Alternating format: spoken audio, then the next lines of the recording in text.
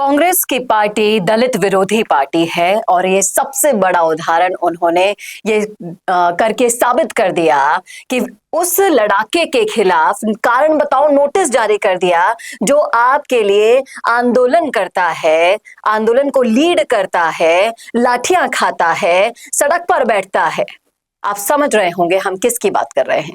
जी हाँ, हम बात कर रहे हैं विनोद जाखड़ की, जिसको कारण बताओ नोटिस जारी कर दिया है एनएसयूआई के राष्ट्रीय प्रवक्ता ने। बताएंगे आपको सबको डिटेल में इस वीडियो में, इसलिए बने रहेगा आखिर तक हमारे साथ। नमस्कार, मैं हूं चेतना शर्मा। आप देखना शुरू कर चुके हैं संवाद भारत का। भारत के लिए बातचीत करने के लिए मेरे साथ मौजूद है हमारे editor in chief Varun Bhansali ji. तो वरुण सर, क्या कहेंगे आप कि जो जुझारू नेता, जो लड़ाका आपके लिए सड़कों पर लाठी खाने में सबसे आगे रहता है, आंदोलन करने में सबसे आगे रहता है, हमेशा लीड करने में, युवाओं को साथ के साथ जोड़ने में हमेशा आगे रहता है, उसे कारण बताओ नोटिस जारी कर दिया जाता है। देखिए, विनोद जाखड़ के साथ आज जो हो रहा है उसके तार सीधे सीधे जुड़े हुए हैं। कहां से, इस बात को समझना पड़ेगा। पिछली सरकार में विधानसभा में एक मुद्दा उठा था जो खुद कांग्रेस के दलित विधायकों ने ही उठाया था कि दलित विधायकों के साथ भेदभाव करती है खुद की पार्टी कांग्रेस।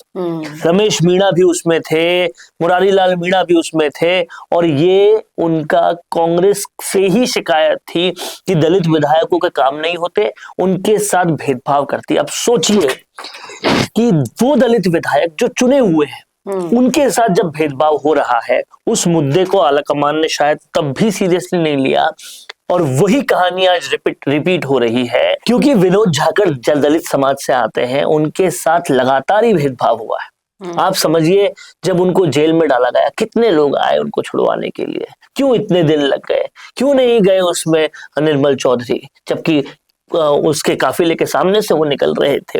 ये सवाल भी उत्पन्न हुए। अब सवाल उत्पन्न होते हैं, अगर विनोद जाखड़ कुछ लोगों को, जो मेहनती लोग हैं, उनको अपना पद दे रहे हैं, तो क्या इतनी भी पावर उनकी नहीं है? उस कारण क्या आप उन्हें कारण बताओ नोटिस भेज देंगे?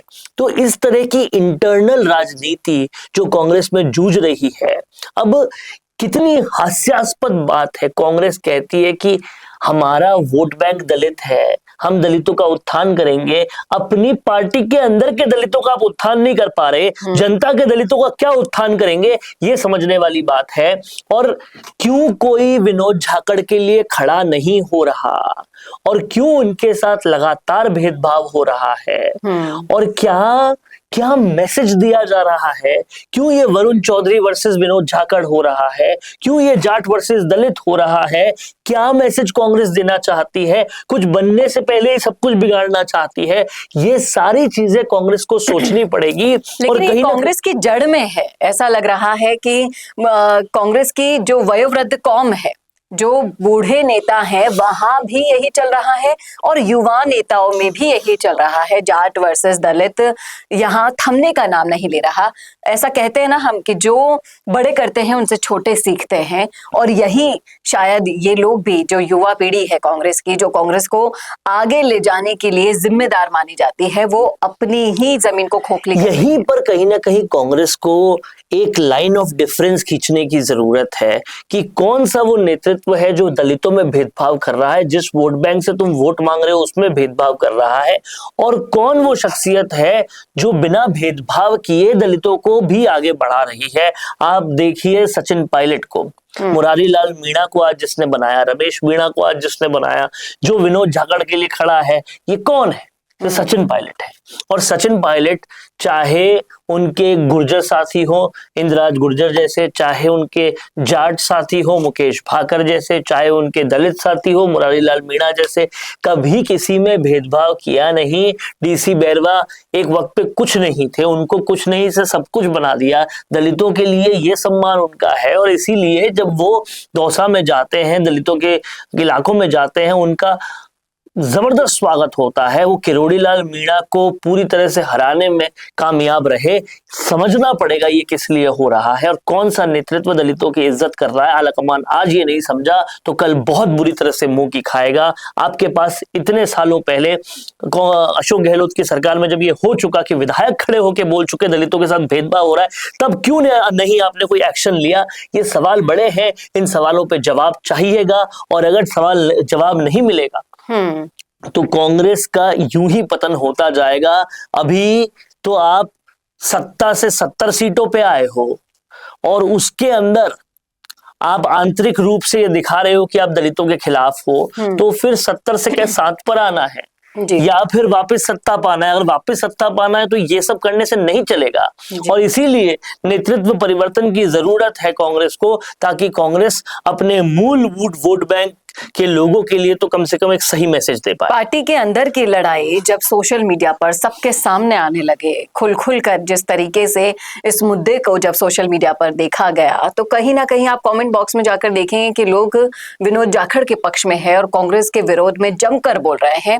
और कहीं ना कहीं ये उस खोखली जमीन का सबसे बड़ा उदाहरण हमारे सामने है।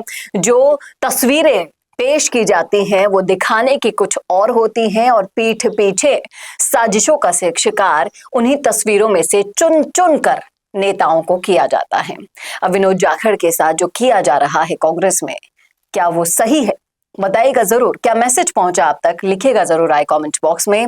क्या कांग्रेस दलितों के साथ न्याय कर पा रही है? इसका जवाब जरूर दीजिएगा और कैसा लगा वीडियो बताना ना भूलेगा। और ऐसे वीडियोस के लिए देखते रहिए संवाद भारत का, भारत के लिए। नमस्कार। अगर आप बनना चाहते हैं पॉलिटिशियन लेकिन पब्लिक स्पीकिंग और अपने विचारों को व्यक्त करना चुनौती लगता है, या कैमरे और पब्लिक के सामने किसी तरह से बोल पाए इसमें मुश्किल होती है, तो मिशी मीडिया सॉल्यूशंस लेकर आया है पॉलिटिकल कंसल्टेंसी कैंपेन, जिसमें वरिष्ठ जर्नलिस्ट और पॉलिटिकल एनालिस्ट की एक्सपीरियंस्ड टीम आपको मदद करेगी, जिससे आपकी आवाज और भी बुलंद हो जाएगी।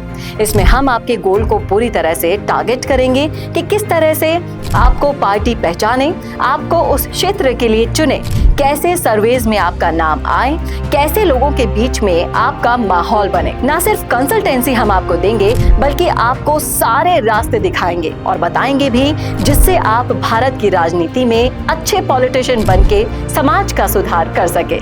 तो अभी कांटेक्ट कीजिए स्क्रीन पर दिए गए नंबर पर।